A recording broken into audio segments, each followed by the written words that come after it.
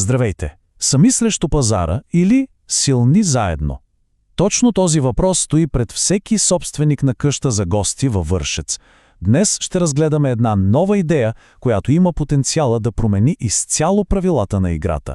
Става дума за един кооперативен модел, който превръща конкуренцията в най-силното оръжие.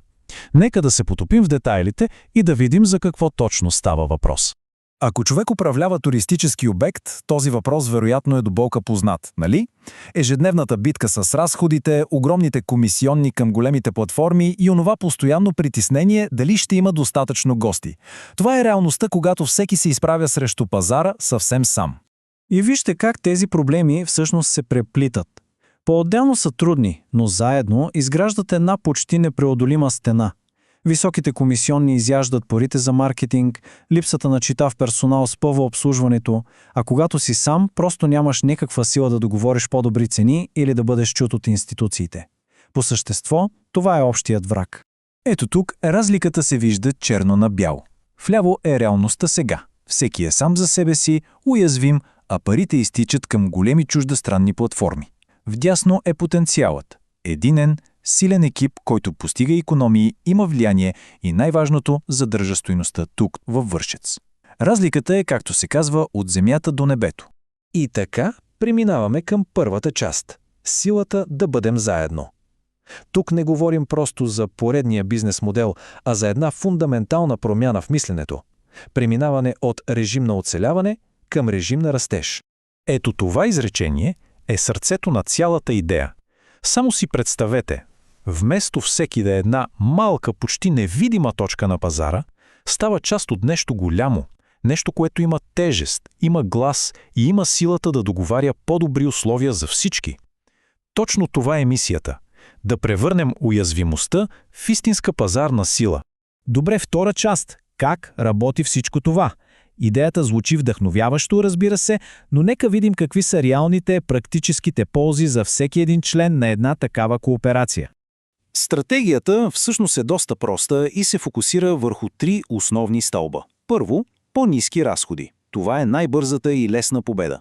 Второ, повече приходи чрез общ маркетинг, който никой не би могъл да си позволи сам. И трето, по-ефективна работа чрез споделени ресурси и технологии. А ето как изглежда това в реални пари. Вижте само числата. Само от интернет и телевизия спестяването е около 40%. При пране и почистване един общ договор може да свали разходите с до 40 на 100. Това са пари, които буквално остават в джоба всеки месец. И то само от две услуги. Представете си какво става, като добавим и други. В икономиката това си има име – икономия от мащаб. И точно това е тайното оръжие на кооперацията. Принципът е елементарен. Когато един доставчик получи запитване от 20 къщи заедно, а не от една, той предлага много по-добри условия.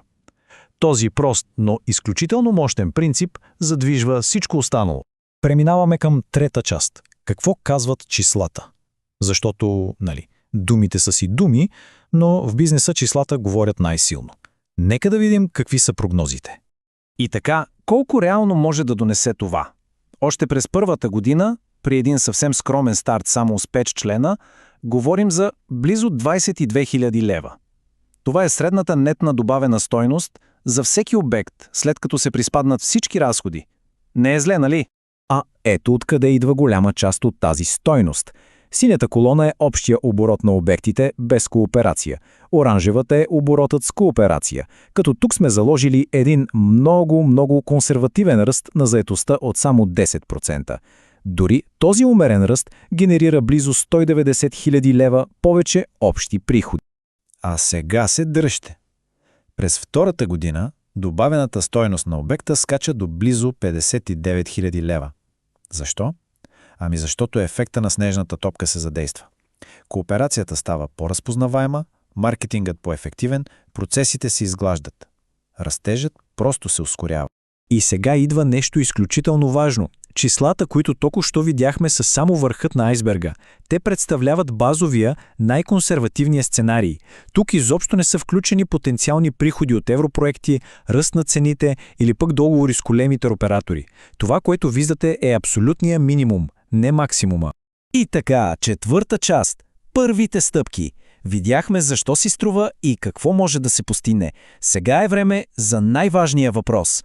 Как да започнем? Добрата новина е, че планът е ясен и напълно постижим. Всичко започва с малки, но решителни стъпки. Първо, сформира се едно ядро от 3 до 5 ентусиазирани собственици. После се привличат първите пилотни членове, които, разбира се, ще получат преференциални условия. Веднага след това се атакуват така наречените нисковяшащи плодове. Договарят се първите отстъпки за пране и интернет, за да се докаже ползата веднага. И паралелно с това се пуска общия маркетинг. Планът е направен така, че да донесе бързи резултати и да изгради доверие от самото начало. И така стигаме до финалния въпрос. Това е повече от бизнес предложение. Това е покана да се промени мисленето.